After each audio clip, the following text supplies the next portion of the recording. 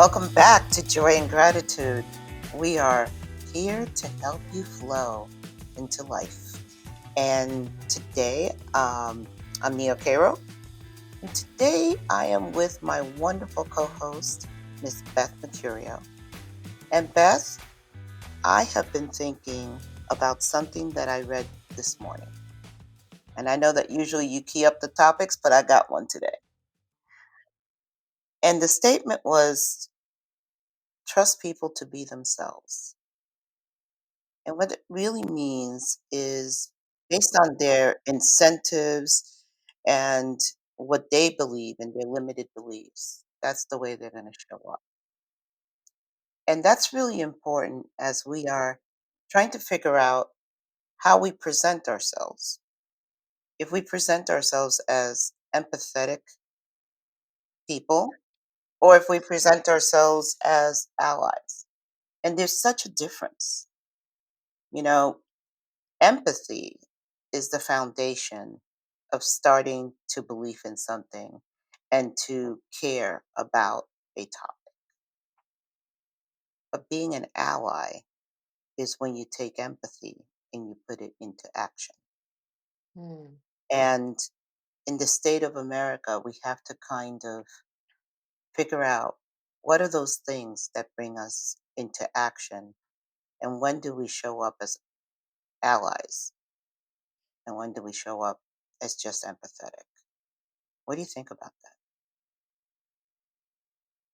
well, I'm letting that all sit because that was a lot. I think no, I think I agree. it's a powerful and important conversation.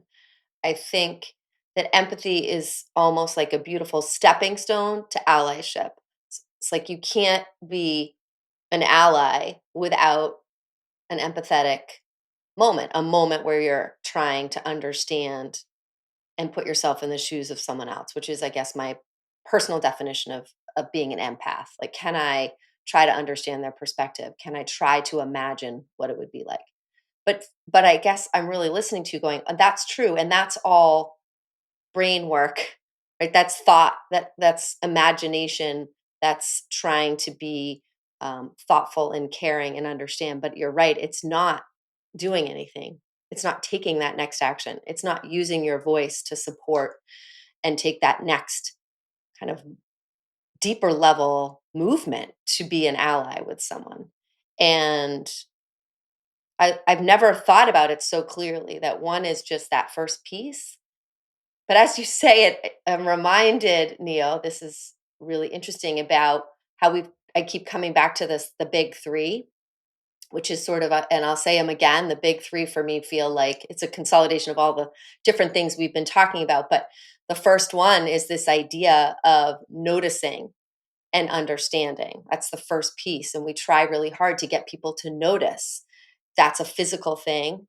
And then to understand. So bringing mental and physical together to really be like, what am I noticing that's going on here for me? Um, do I understand what's happening? And then the second level is self awareness and owning our own stuff and understanding our narratives and how that plays into what's happening. And then the third is taking action. And that's the big 3 for me. It keeps coming up over and over again, not only for myself, but for my clients. Somewhere in there, we get to say, where are you on the continuum of the big 3? You're somewhere on there. And I think when we talk about allyship, it's like, oh, yeah, that's number 3. That is when you've been able to progress through an understanding, an awareness of what maybe are your limitations. You use the word limitations. I think it's so important because that to me feeds right into that line of self-awareness. Go like, I didn't even notice how I was feeling. Or I didn't even notice that that might have landed incorrectly. That piece becomes so critical before you can then take that big level of action. Maybe the action becomes even just owning that. I know you and I have had some beautiful, beautiful moments where I I've had ahas around my own limitations in a conversation. But maybe my action is saying to you, "Hey, Nia, wow, I did not think about that. Like I wasn't tuned in enough to that. And thank you for telling me how that landed with you in a way that I can make a different choice or I can at least acknowledge what it did for me and how it made me feel. And so in some ways it's almost like that's your baby step. Your baby step is owning it, saying it out loud, using your voice to acknowledge your role in it as one example. And then I think from there, there's so much more we can all do to serve as true allies. And I would love to hear from you, Neo. Have you experienced true allyship as you differentiate, empathy and allyship? And what does it feel like? And what does it look like and feel like for you to receive that? That's a powerful question, and it's one that often is never asked. Um, as a Hispanic Black woman, I am seen first as the Black woman and not seen through my heritage and my culture and where I was born. Um, and I am uh, treated differently as soon as they know my whole package Mm, by Hispanics and by Blacks and by whites. It all depends who's in the room. And that is important because that's where I meant by limitations. The limitations are based on your perspective. And remember, perception is your truth. So, a true ally is someone that is willing to pause and educate themselves. They're willing to understand the history, they're willing to understand the journey that whatever other perspective is, whether it's a Black person they're dealing with, whether it's LGBTQ, it doesn't matter. They're willing to educate themselves, understand. So it goes just to your number one of the three. mm, They're also willing to speak less. There is nothing worse than when you are with a friend and they're trying to explain to you how it is to be Black or how it is to be Hispanic when they are not Black and they're not Hispanic. Why don't you just listen? Why don't you just ask this beautiful question just like you did? Instead of assuming that you could ever feel the discrimination and the fact that you wake up ready to protect yourself in the morning as you're brushing your teeth. The fact that you have to guard your children and give them a speech before they walk out the door because it's about protecting your being and not losing yourself in a very tough world. That there are a lot of good people, but there are a lot of people that need a scapegoat. And that's what racism and discrimination provides them. And then, so we got to the second piece, and then the support, the allyship. And believe it or not, in educating yourself and in listening, that's all part of the allyship. That is that foundational empathy. But the action happens when you use your power in a very microscopic little way, and sometimes big, to support what you can support to make things better for others in a very selfless way. And I felt that in leaders that I've had in the past, that derogatory things have been said about me, and they came in the gap and they said, no, we don't do that here. So many times, um, as I've been in boardrooms, as I've been in my professional journey, really bad things have happened in the room that have been extremely racist. And nobody said a word. I was working in an organization that I had a CFO in the boardroom, not like the report I gave, even though he had the report ahead of time and I had gone over it with him. And in the boardroom, he threw a book at me. Not one person said a word. They went to him and tapped him on the shoulder, but not one person said, "Are you okay?" Nothing for me. They rallied around him.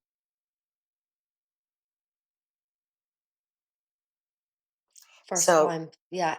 that's where Mm, the allies and that person in that room that says, "Yeah, no, we don't behave like this. We're grown-ups."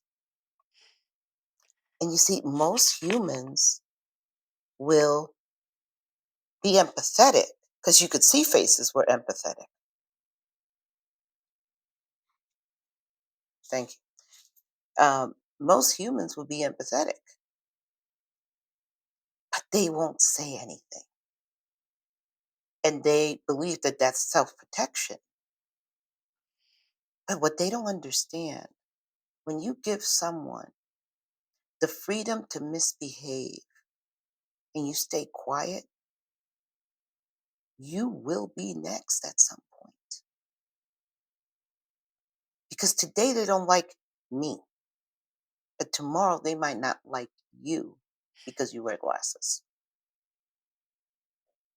yeah, I really the impact around this idea that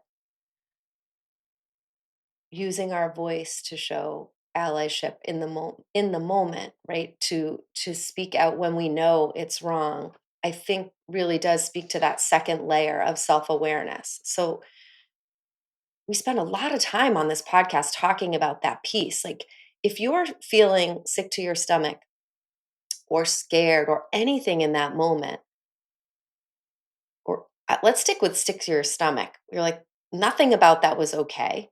I feel like this is unacceptable behavior. I'm so sad that Neo just experienced that. Like in that moment, you actually say something out loud instead of just sitting there in fear that then it would, somehow you'll be looked at a certain way. We are in our moments in this world we're in right now where we have to take that accountability and ownership, even if it's scary and even if it doesn't feel good, to be courageous. And I think thinking about allyship in this way in advance, now, not when you're in that acute moment where you don't know what to do, but if you think about the what allyship can look like and feel like and how to understand how to do it, then maybe you can be more ready to take that step and step out of your fear and use your voice and be willing to see whatever is going to come on the other side of that. And I think one of the things you said that has been really meaningful was this idea of asking. So I know I just wanted to share, I when I was at the Strozzi Institute, we did a really, really beautiful practice, which is a physical body work practice around allyship.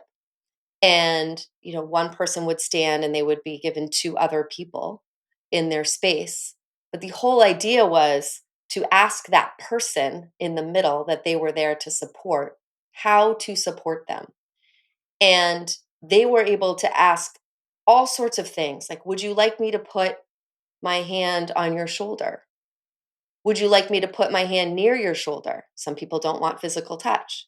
Would you like me to have it on your back? Where would you like me to put my hand such that you will feel the most supported by my physical presence? And it took a while. That's the beauty of it for that person who was had the allyship experience to figure out what felt the most supported. And then once they answered, we would also shift. Does that still feel good? Is there somewhere else where you would like more support? Then we were able to add words in. What words would make you feel supported? Then they might say, I am loved, I am supported, and I will be okay. And we would repeat it. I am loved, I am supported, and I will be okay. And we would say it over and over again. And then we would still pause and go, do those words still resonate? Should we change those words? And maybe they would say, I just want you to stick with, I will be okay. And we would just go with that. So I'm sharing this experience because I will never forget it. I have done it a couple of times, and every time blown away by it and have a real reaction to the beauty of just watching somebody go from not knowing how to feel supported to getting the support that they need. But it takes a lot of time and a lot of questioning and a lot of it isn't about you and what you think that person needs because oftentimes we jump over what the person actually would want to feel allyship, to feel that level of action towards support. And we assume it because we either use our own feeling, this is how I would feel supported. So, this idea of asking and being strong enough to say, I don't know, Neo, how to support you. And I want to be your ally.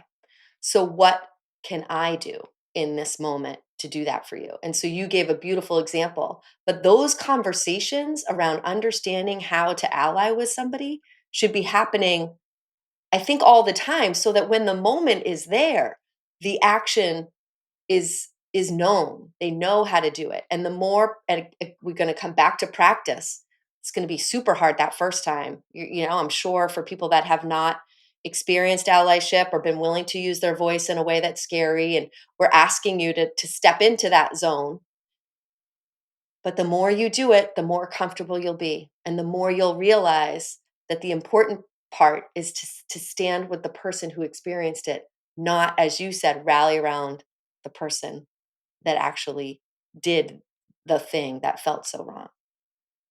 And the thing about it is sometimes, it's knowing when to do what when. Mm, Um, that example that you gave is so powerful and beautiful, but it's almost when you're in a group setting and something egregious happens, that's not going to work. But it will work outside of that group setting, you know, in understanding how you support that person when maybe you heard a story or something like that, and then you want to rise up and sit down with that person and say, "How can I support you?" I love that, and that's necessary. But when you're in the boardroom and you see a behavior that's bad, I do have an example of a CEO that did something. My God, I was in my 20s and I was uh, early in my career with Deloitte. And again, I had done a presentation and it was an ask presentation. So I started out by saying, I have a lot of numbers that may make you uncomfortable. However, I need to ask your opinion on how you want us to move forward. That was the way I started the presentation. Some things just stick with you that you can remember the room, the scent, the slides, everything. And this is one of them. And I went through the presentation. And this presentation was to all the CEOs within this corporation. There were multiple CEOs. And the numbers were bad. So a lot of people got upset and they just started like hurling horrible little statements and it got personal. It was just ridiculous. And the corporate CEO stood up and he says, "Okay, Neil, you could sit down." And he went to the mic and he said, "I don't believe you guys heard. I want to believe that you guys didn't hear how Neil started this presentation. She asked for your help. She told you the numbers were bad. She asked for your help. Now, that means, and I expect from you, for us to be solutioning, not throwing grenades." And the whole room changed because he controlled the room back to why we were there. And that's all I wanted. That's all I needed in support. I really didn't care about their little statements, but I did care about being recognized for the work I was doing and a thought leader and for us to get the work done. And he gave me that moment. He gave me that right to be able to continue in my path, in my work. And I did great things for that particular, my team did great things for that particular organization. Um, but it took a CEO that understood that you must get in the gap and own that room and get that room back on track. And that is an ally. An ally helps you move forward. Mm. They don't have to destroy themselves to do it, but he used his power. He recognized his power and how he could move it forward. And let me tell you something, we have more power than we think we do. Yeah, I was just gonna say to you, I love the example, and I think we all have an incredible amount of power to move things forward. It could be a room full of I literally think of a room full of women that are, talking, and we all have different expectations, a lot on ourselves, and that sometimes women can be really hard on other women, and the stuff that they say can be so undercutting. And the pretense is not undercutting. They come across as if they genuinely are sweet and kind, and but what they say is very undercutting. And I feel like in those moments, how beautiful and how much would you shift a room if somebody in that conversation that watched that happen said, "What did you mean by that? Can you help me understand? Like, I must not have heard you correctly," or like ask for that understanding from a place of authenticity, not a place of trying to then down that person. Then you're just right in the mix. Not in the mix, but literally like, "I'm not sure if I heard you correctly. Like, can you just help me understand what you were trying to get at?" Or and then sometimes that's just enough to stop that person in their tracks. It's a way to say, we are a place where that kind of um, undercutting, sabotaging stuff is not going to go well. But I do think the power is in doing that, asking that question. And this is tricky because I do this, I work with a lot of people and they say, well, it's not going to come across authentically. It's going to come across like I'm trying to dig them. And I'm like, well, then that goes to our level of work. That goes back to number two, self awareness. Like, are you asking because you're actually trying to down the other person? Or are you asking because you're like, I don't really understand. Like, that can't possibly be what they meant. And trying to really engage in a way that moves and shifts people forward. I love that you added that. It has to be with an intention to move forward, not to stay wherever you are in this mix, but to say, I'm not going to stay in this mix. So let me understand why it's happening. Maybe I brought my own shit to the Mhm, conversation and the woman didn't mean it in that undercutting way. Maybe I just judged that to be true, but maybe that's not true. Let me get more information. Let me ask for understanding. Let me notice what's going on here to shift and move forward. And I love the idea that it could be there's so many rooms, Neo, where this is taking place.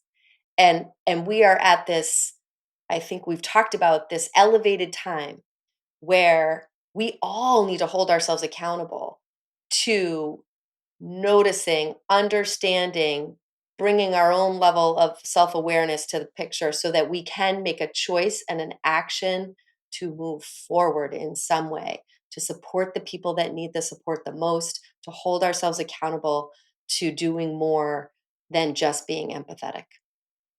agreed. And, you know, it really does come down to, do you trust yourself? And if you do, then you're going to be the real you in the room, because you're right. The only way things come out as unauthentic is if you come in with ego and some form of a alternative goal in Mhm. the way that you're presenting. But if you present the real you, who you want people to see, who you want to be, who you're trusting yourself to be, then the conversation usually goes well. Unless the problem is the other person's just not willing to accept the conversation, which happens. And then, you have to adapt to that situation. But reality is, what we're really talking about To be an ally, you have to be real.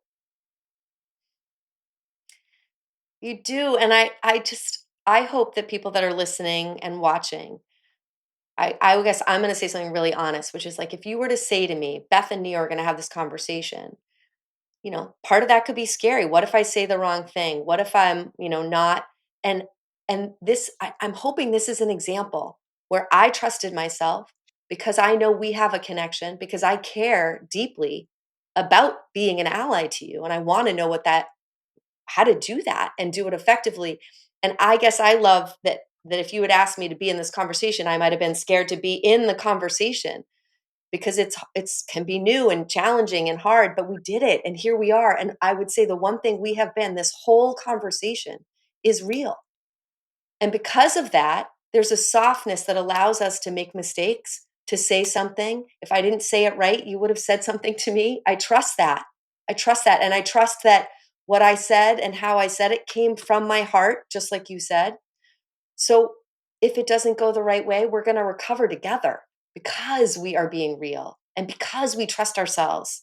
And I really hope people can feel that. I know this has been an sort of a unlike other podcasts, like a different energy. But for me, it's this deep connection of trusting myself and trusting you enough to take whatever came out of this conversation. And I am just so honored to be in the conversation with you. And I really hope that this serves as an example for others to get into those hard conversations, to have them, because I think in preparing ourselves through conversation, we are better able to take that action in the room when it's needed. Totally agree. And I also want our viewers and participants to understand that allyship goes in every shape, color, creed, and origin. We are allies to each other because we're human. And there are days that Beth could need an ally, and I'm going to stand in that gap with her. And there are days that I need an ally, and I know in my heart of hearts she will stand in the gap for me. So do understand it isn't a one-way street, and it isn't a one-way expectation. But what it is we need to be there for each other. And we need to understand that nobody is asking you to be anybody else than who you truly are. That is what we are trying to help you find and unravel so you can be in your true flow with joy and gratitude. And to that end, my song for this segment, It's a Matter of Trust by Billy Joel. I'll keep it simple. It really is. Let's see what the Gratitude Rocks have to say. So people listening can hear me sing in.